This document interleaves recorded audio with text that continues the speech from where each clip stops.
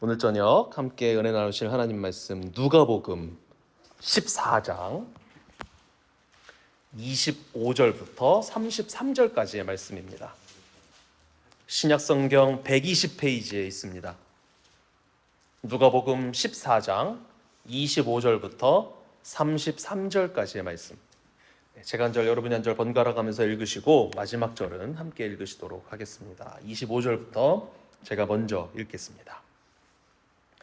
수많은 무리가 함께 갈새 예수께서 돌이키사 이르시되 무릇 내게 오는 자가 자기 부모와 처자와 형제와 자매와 더욱이 자기 목숨까지 미워하지 아니하면 능히 내 제자가 되지 못하고 누구든지 자기 십자가를 지고 나를 따르지 않는 자도 능히 내 제자가 되지 못하리라.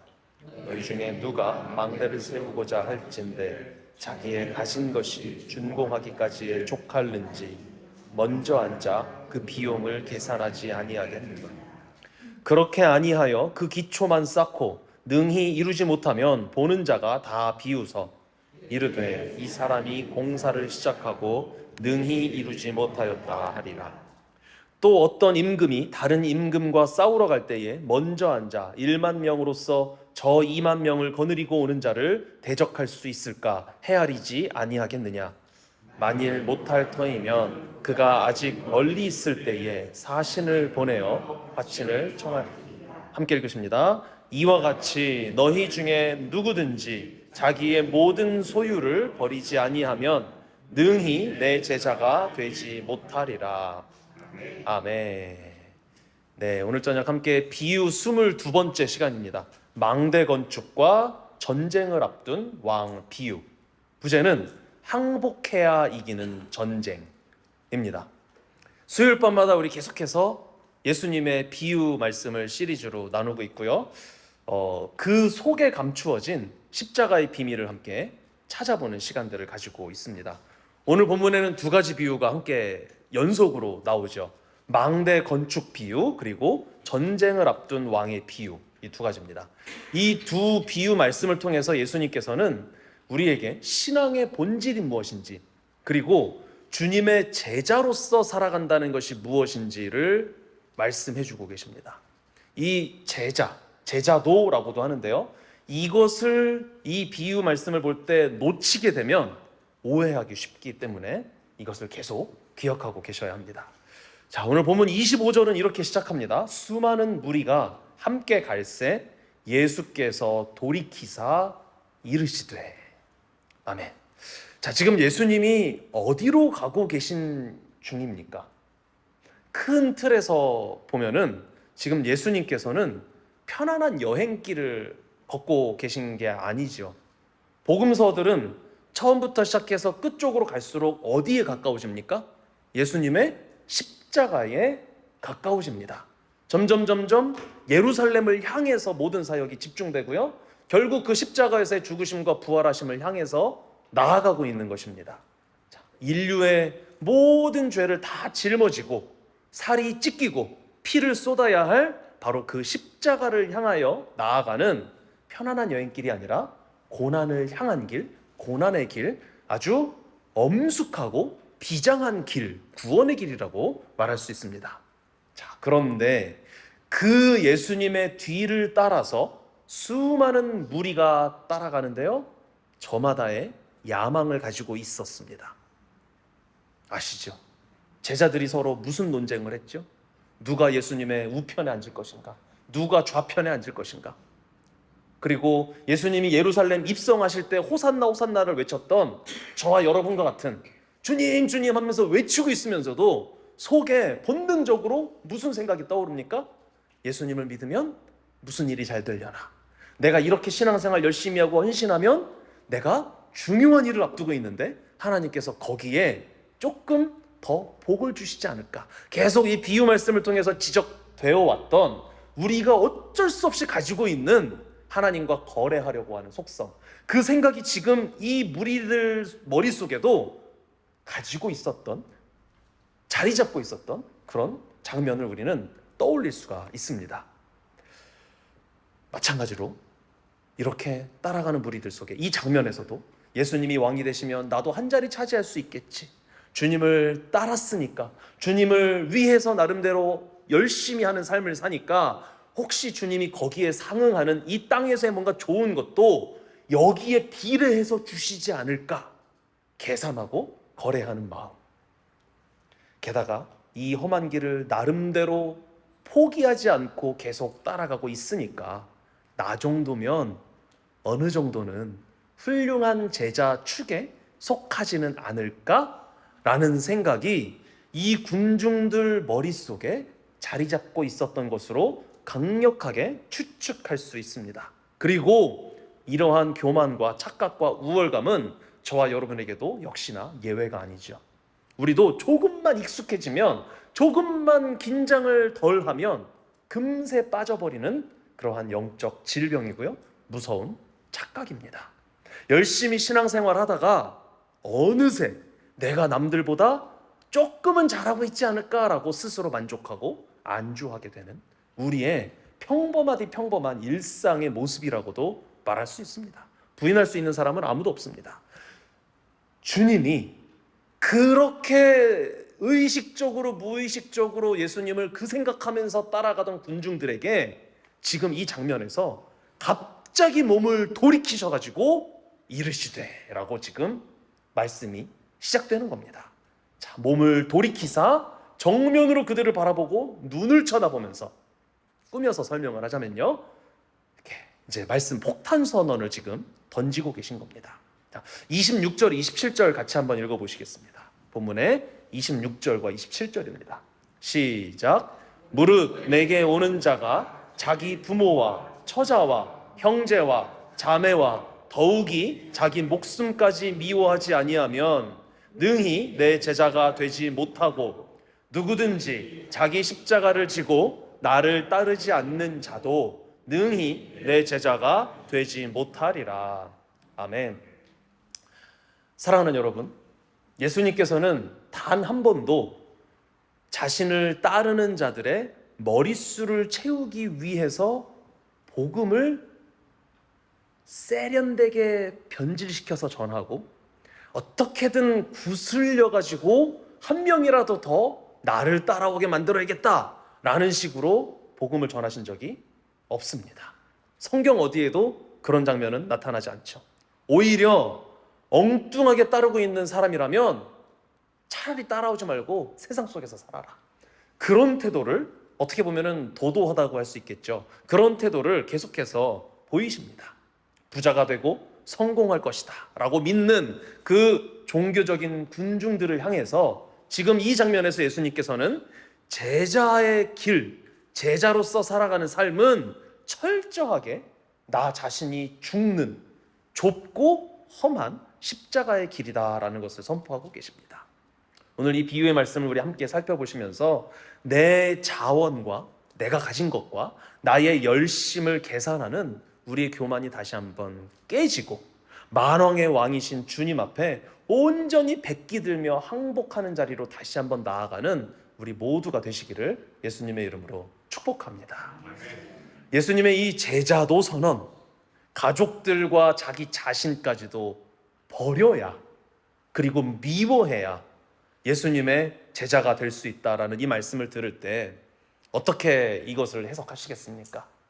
최대한 그렇지, 맞는 말씀인데 이거는 그만큼 예수님을 잘 따르라고 하는 강조를 위해서 과장법을 사용하신 거야 라고 생각하는 경향이 우리에게 있습니다. 그렇죠? 근데 그게 틀린 건 아니에요. 지금 그게 틀렸다는 말씀을 드리는 건 아닙니다. 그런데 이거를 더 정확하게 표현을 하자면 이겁니다. 당연히 이 말씀은 가족들을 감정적으로 미워해라, 가족을 증오해라, 마음속에서 그런 의미로 하신 말씀은 당연히 아니겠죠. 그럴 리가 있겠습니까? 사랑의 예수님께서. 이거는요, 당시 유대 사회, 예수님이 살아가시던 고 유대인들의 사회 내에서 자주 사용하던 관용적인 표현이었습니다. 이 우선순위와 주권에 대해서 설명할 때 A보다 B에 더 우선순위를 두고 B가 A 위에 와야 된다라고 할 때 A를 미워하고 비를 사랑해라 라고 유대인들이 많이 사용했다고 합니다. 그런 표현을 예수님께서 지금 그 표현을 그대로 활용해서 지금 사용하신 겁니다. 사랑하는 가족, 내가 사랑할 수밖에 없는 물질, 그리고 심지어 내가 본능적으로 아끼고 나를 보호할 수밖에 없는 내 생명, 내 삶, 그것을 막 증오해라, 싫어해라, 미워해라, 그게 아니라 그것을 예수님보다 위에 두지 말아라. 그것보다 예수님을 더 사랑해야 한다. 예수님께 모든 주권과 우리의 관심이 집중되어야 한다라는 그러한 표현을 지금 이렇게 하고 계시는 것입니다. 27절에 자기 십자가를 지고 나를 따르라 라는 이 말씀의 의미도 한 번만 짚고 넘어가겠습니다. 우리는 삶 속에서 겪는 크고 작은 불행이나 내 뜻대로 되지 않는 환경, 이런 것들을 내 십자가라고 생각할 때가 많이 있습니다. 그래서 내 배우자가 말을 안 들어먹으면 그렇지, 내 십자가. 자녀가 속을 썩이고 말을 안 들어먹으면, 특히 사춘기 자녀들, 그러면 그렇지, 내 십자가를 내가 져야지. 주님이 허락하신 내 십자가인가 보다. 이 외에도 내가 삶 속에서 겪는 어떤 도전, 경제적인 어려움이라든가 어떤 부상을 당했을 때, 사고를 당했을 때, 장애가 있을 때, 질병이 있을 때, 그러한 것들이 나의 십자가다라고 흔히들 생각하고요, 그것들을 그렇게 해서 이제 감당하려고 합니다. 물론 좋은 태도이고요, 그렇게 해서 우리가 하나님 앞에 우리의 환경들을 그대로 올려드리고자 하는 그런 마음은 참 좋습니다. 그런데 죄송하지만 이 장면에서 예수님께서 말씀하시는 인생의 무거운 짐들, 그것들은 예수님 말씀하신 이 십자가가 아닙니다. 그것은 우리가 죄로 오염된 세상을 살아갈 때 나와 모든 사람들의 죄 때문에 겪을 수밖에 없는 필연적인 아픔이요, 왜곡된 현실일 뿐입니다. 네. 그러나 자세는 좋다고 말씀드렸습니다. 하나님 앞에서 내 십자가를 지고 나의 모든 환경들을 이기고 극복하고 하나님 앞에 나아가기 위해 애쓰는 것, 그거는 필요하지만요, 내 십자가를 지고, 자기 십자가를 지고 예수님을 따라라 할 때의 십자가는 그러한 환경적인 것들, 내가 의거하는 것, 그런 것들이 해당되지 않는다라는 그런 말씀입니다. 당시 로마 사회에서 십자가를 진다는 이 표현도 관용적인 표현이었습니다. 아시다시피 로마 시대의 가장 흉악한 범죄를 저지른 사람이 받는 형벌이 십자가형이었죠. 그 십자가형을 언도받고 집행을 당할 예정인 그 죄수는 자기 십자가를 자기가 지고, 본인이 매달려야 할 그 십자가를 어깨에 지고 골고다 언덕을 올라가야 했습니다. 예수님처럼요. 그 장면, 십자가를 진다라는 말을 하면은 로마 식민 사회에 살고 있었던 모든 유대인들, 로마 시민들, 그리고 모든 식민지 백성들은 다 그 장면을 떠올리는 거예요. 죄인이 자기 죄 때문에 죽으러 가기 위하는 그러한 길이겠구나, 그런 생각을 딱 떠올리는 것입니다. 그래서 이때 우리가 해석할 수 있는 이 자기 십자가를 지는 게 무슨 의미냐면요, 자신의 목숨, 자신의 소유, 자신의 명예, 자신의 자존심을 포함한 이 땅의 모든 인간적인 권리를 박탈당한 상태라고 떠올릴 수밖에 없게 되는 것입니다. 사형수가 그렇잖아요. 다 박탈당하고 지금 죽으러 가는 거니까요.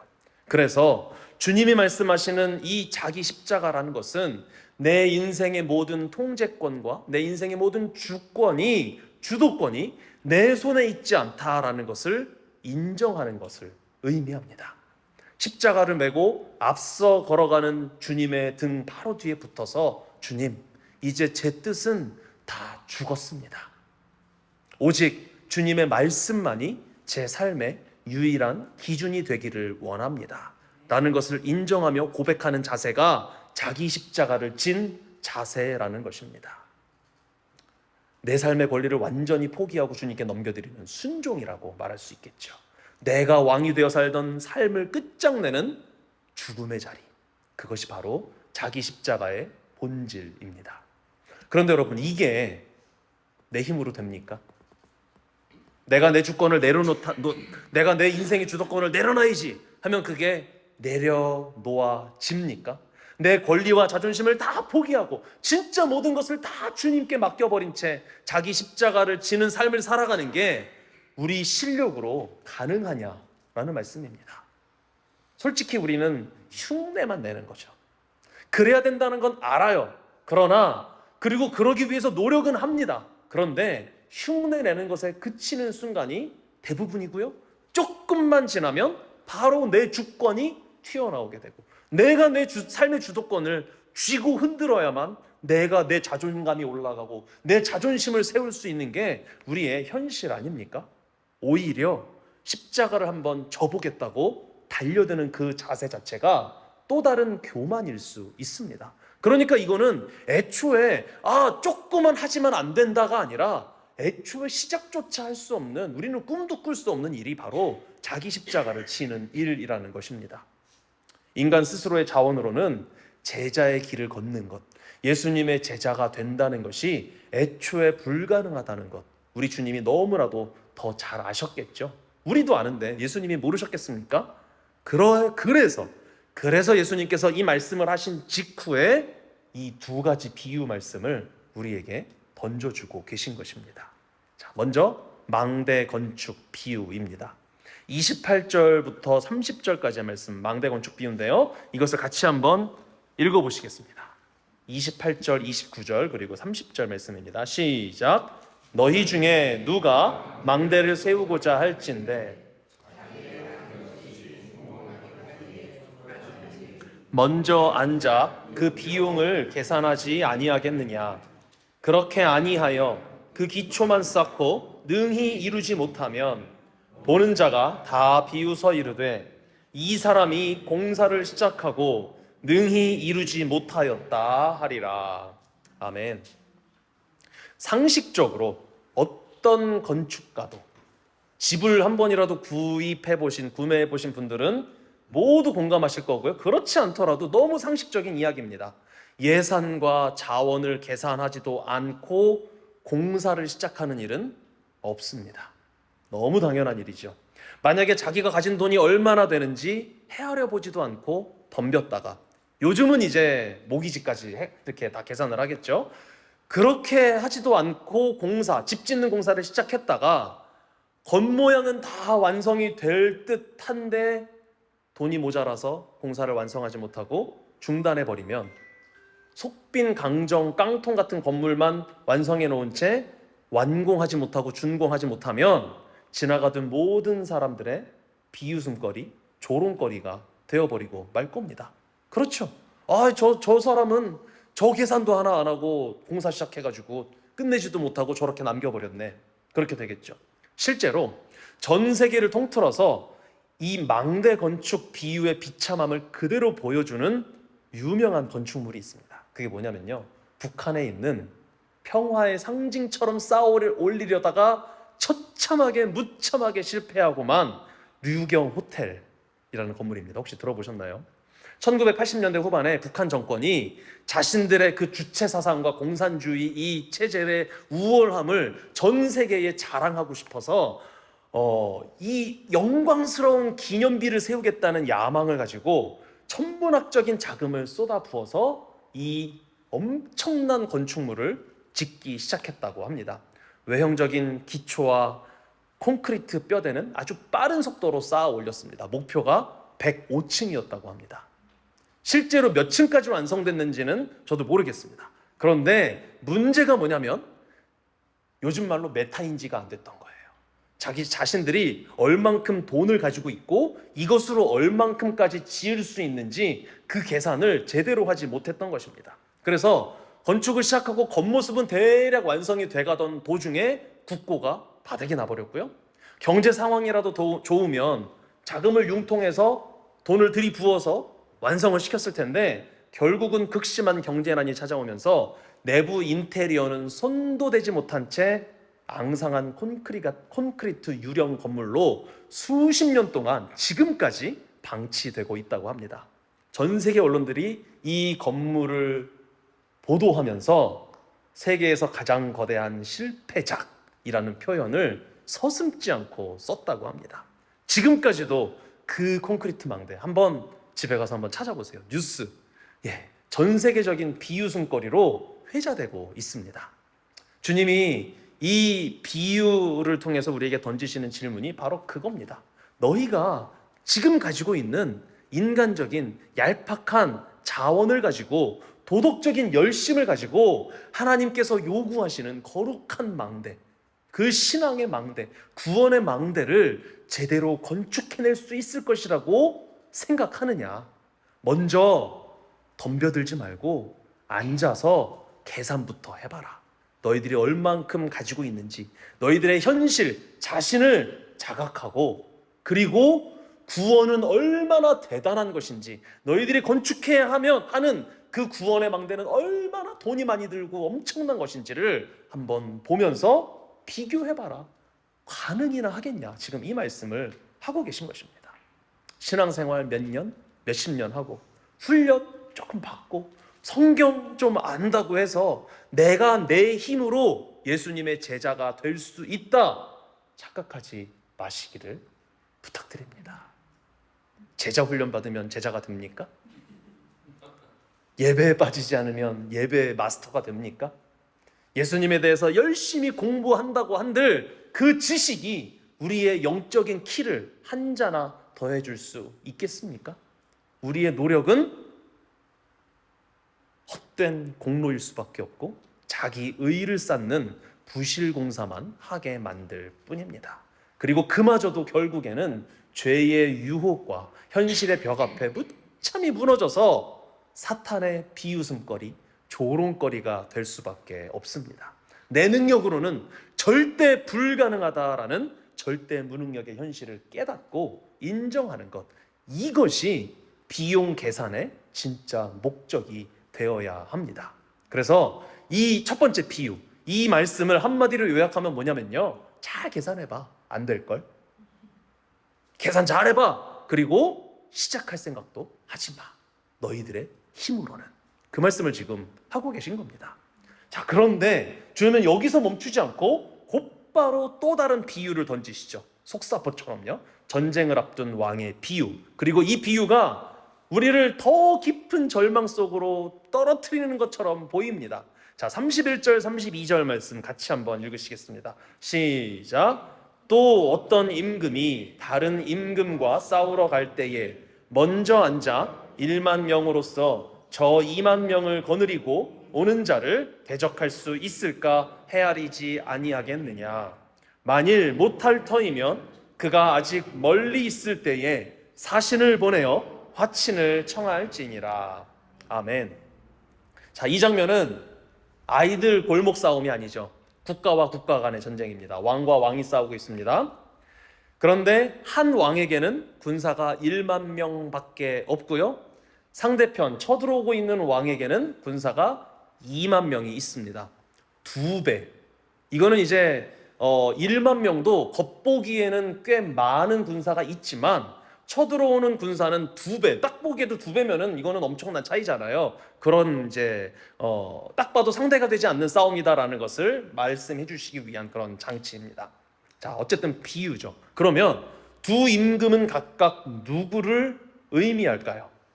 나한테 1만 대군이 있는데 사탄에게 2만 대군이 있으니까 이 이야기 속의 왕처럼 겉보기에 그 숫자만 보고 비교해가지고 못 이길까봐 쫄아서 화친을 청하는 일이 없어야 되겠다라고 이 비유를 해석할 수도 있겠죠. 그런데 아까 말씀드렸죠. 이 비유는 영적 전쟁에 대한 비유가 아니고요, 제자도에 대한 비유입니다. 어떻게 하면 예수님의 제자가 될 수 있을 것인가, 예수님의 제자로서 살아간다는 것이 무슨 의미일까, 그것을 알려주시는 비유고요. 그 뜻을 찾아야 됩니다. 이 비유 속에서요. 그러면 비유에서처럼 우리의 힘은 1만 명밖에 안 되니까 2만 명의 압도적인 힘을 가진 상대편 왕에게 화친을 청해서 항복을 해야 되겠구나. 예수님이 지금 너네 항복해, 너네 1만 명밖에 안 가지고 있는 왕이기 때문에 너는 얼른 사신을 보내서 화친을 청해야 해라는 교훈을 지금 주고 계시는 거거든요. 자, 이렇게 이 비유를 바라봐야 됩니다. 그러면 우리가 1만 명을 지닌 왕이라면, 1만 명의 군사를 지닌 왕이라면 2만 명의 군대로 진격해 오는 그 왕은 누가 되어야 할까요? 이 비유 속에서 하나님이 되시는 겁니다.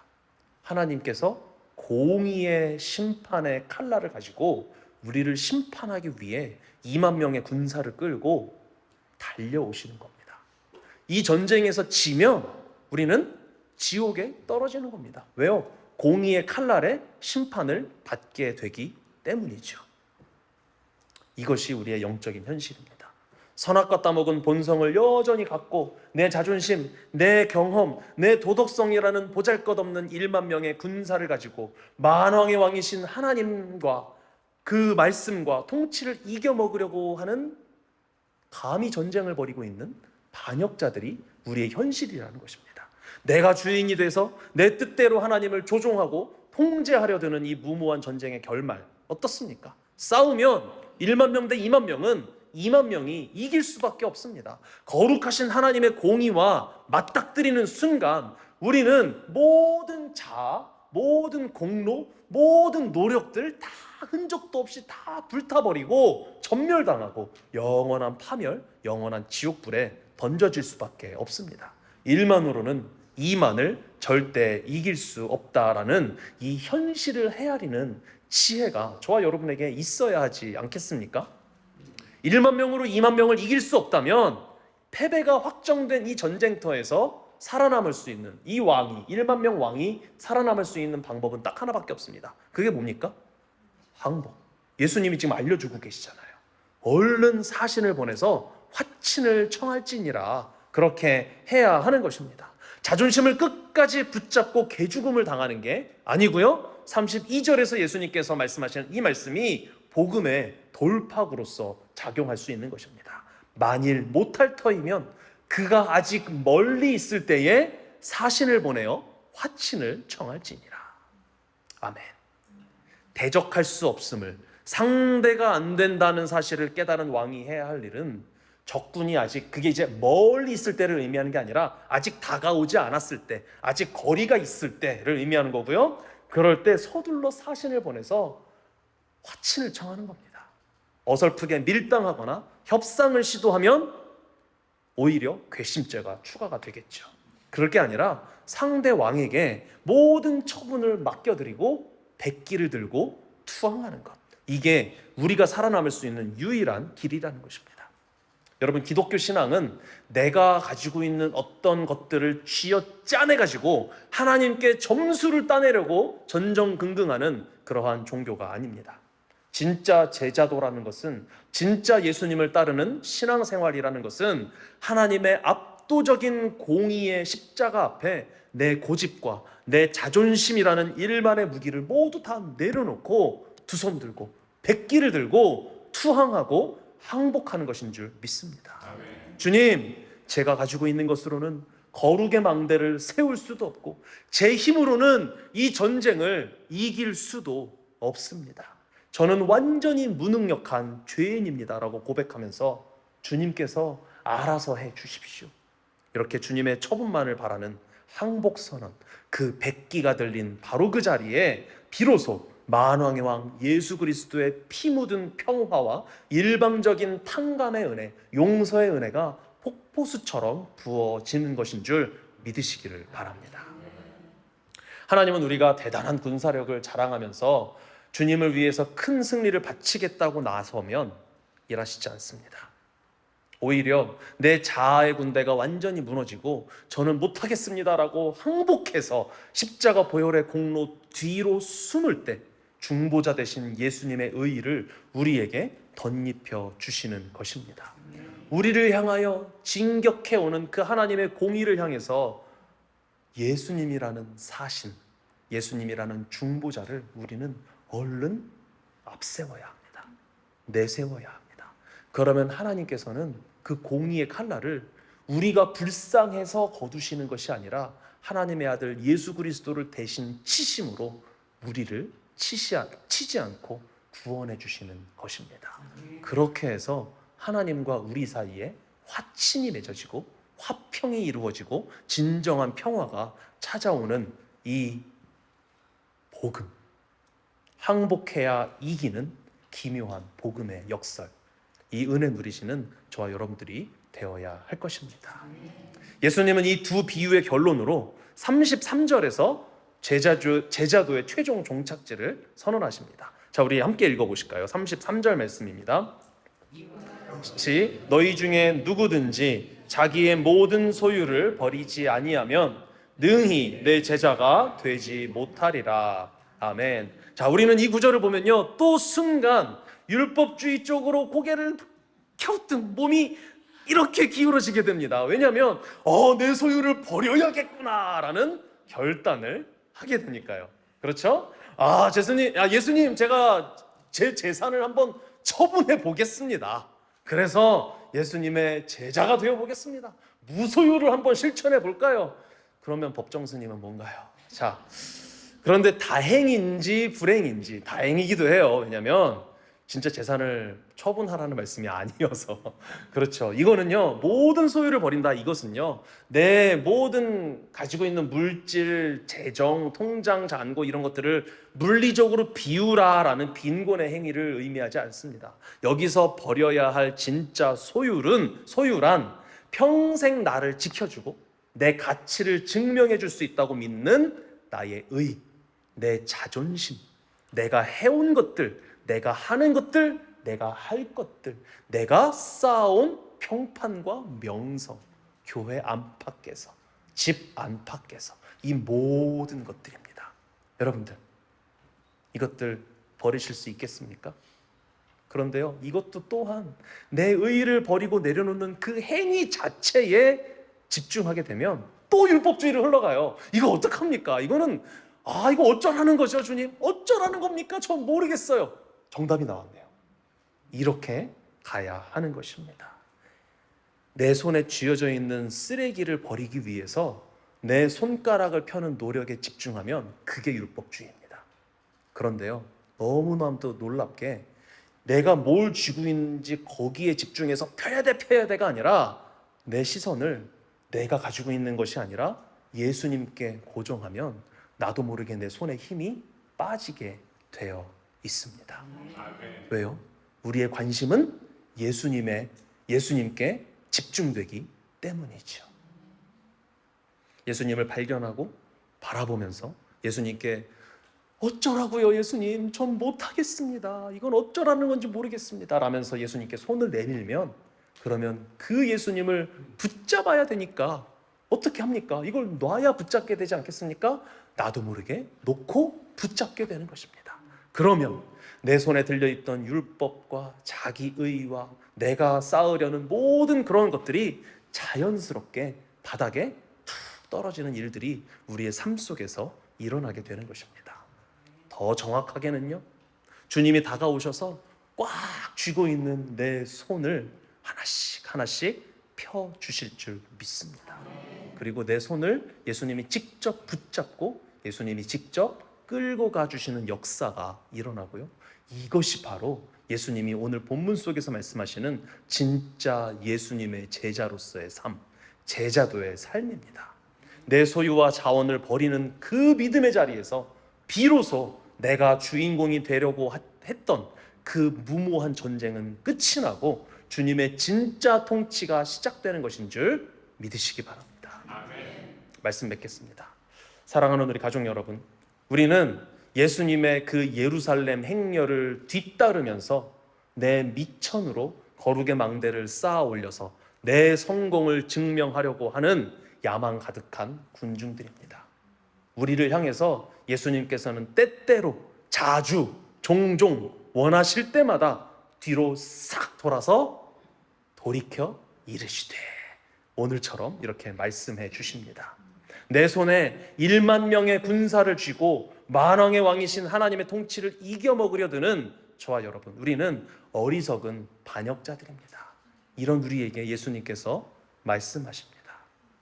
우리는 그 지독한 영적 통제병과 고집스러운 자존심의 주먹을 주님의 피를 내 주먹 위에 뿌려서 펴지게 해 주시옵소서. 기도해야 합니다. 주님, 친히 이 주먹을 펴주시고 친히 내가 내 손에 쥐고 있는 내 자존심과 내 평판과 내 명성과 내가 그동안 쌓아올리는 것처럼 보였던 그 자기 의의를 다 빼내어 주시옵소서. 이렇게 항복해야 하지 않겠습니까? 기독교 신앙은 내 노력과 내 열심을 계산해서 하나님께 무엇을 받아낼 수 있을까? 하나님과 밀당하는 종교가 아닙니다. 나의 철저한 무능력을 선언하고 나를 향해서 진격해 오시는 하나님의 공의, 그 앞에 예수 그리스도라는 사신을 빨리 보내드려야 됩니다. 예수님을 보내드려서 하나님, 예수님을 보시고 저를 용서해 주시옵소서. 예수님이라는 그 중보자를 앞세워서 무조건적인 십자가의 백기를 들어야 합니다. 내가 항복하며 주님께 완전히 내 손을 내어드리고 그 손을 잡힐 때 나의 처참한 패배로 끝날 것으로 원래는 예정되었던 그 전쟁은 나를 대신해서 승리하신 예수 그리스도의 완전한 평화와 탕감의 은혜로 뒤덮인 잔치의 자리로 바뀌게 될 줄 믿습니다. 내 힘으로 내 인생의 주도권을 쥐려는 그 무모한 전쟁을 멈추고 십자가에서 다 이루신 만왕의 왕 예수님의 은혜 안에서 온전히 안식하는 가운데 참된 제자로서의 삶 살아가는 은혜 누리는 저와 여러분들 우리 모두가 되기를 예수님의 이름으로 축복합니다. 사랑의 주님, 내 힘과 내 자원으로 거룩의 망대를 세워 내 가치를 증명하려고 하는 저희들의 자기 의와 교만을 이 시간 주님 앞에 내려놓기를 원합니다. 내 생각, 내 경험, 내 열심이라는 일만의 군사를 가지고 하나님의 다스림을 거부하며 기고만장하게 싸우려 들곤 하는 저희들의 무모한 반역을 용서하여 주시옵소서. 저희들은 단 한순간도 스스로의 힘으로 자기 십자가를 질 수 없는 무능력한 죄인들입니다. 주님, 주님의 보혈을 저희들의 마음에 뿌려주셔서 저희들이 움켜쥐고 있는 자존심과 율법의 주먹을 친히 펴 주시옵소서. 내 손에 쥐고 있는 얄팍한 공로의 장부를 바닥에 떨어뜨려 버리고 오직 우리를 향해 찾아오셔서 손잡아 이끌어 주시는 예수님의 그 손만을 붙잡게 하여 주옵소서. 그리하여 내 처참한 패배로 끝날 수밖에 없었던 내 인생의 전쟁터가 나를 대신하여 승리하신 예수 그리스도의 완전한 평화와 일방적인 탕감의 은혜로 뒤덮이는 잔치상이 되게 하여 주시옵소서. 내 힘으로 주도권을 지려하는 조급함을 멈추고 십자가에서 다 이루어주신 주님의 은혜 안에서 온전히 안식하며 주님을 누리는 가운데 행복한 참된 제자의 삶을 살아가게 하여 주시옵소서. 우리의 참 구원자요 스승이요 우리의 리더이신 예수 그리스도의 이름으로 기도드립니다. 아멘. 여호와는 내게 복을 주시고 너를 지키시기를 원하며 여호와는 그의 얼굴을 내게 비추사 은혜 베푸시기를 원하며 여호와는 그 얼굴을 내게로 향하여 드사 평강 주시기를 원하노라. 우리 주 예수 그리스도의 은혜와 아버지 하나님의 놀라우신 사랑과 보혜사 성령님의 인도하심이 내 스스로의 힘으로 거룩의 망대를 세우려는 교만과 내가 주도권을 지려는 무모한 영적 전쟁을 십자가 앞에 내려놓고 내 자존심과 율법의 주먹을 친히 펴주시고 손 붙잡아 주시는 예수님의 피 묻은 그 손에 완전히 항복하여 주님이 이루신 참된 평안과 안식 누리며 십자가의 길 걸어가기를 소원하는 모든 하나님의 자녀들, 예배자들 머리 위에, 그들의 가정과 직장, 사업장, 학업 위에, 우리 조국 대한민국과 삶의 터전 캐나다 위에, 주님의 몸 되신 다운스비 교회 위에 지금부터 영원토록 함께 있을지어다. 아멘.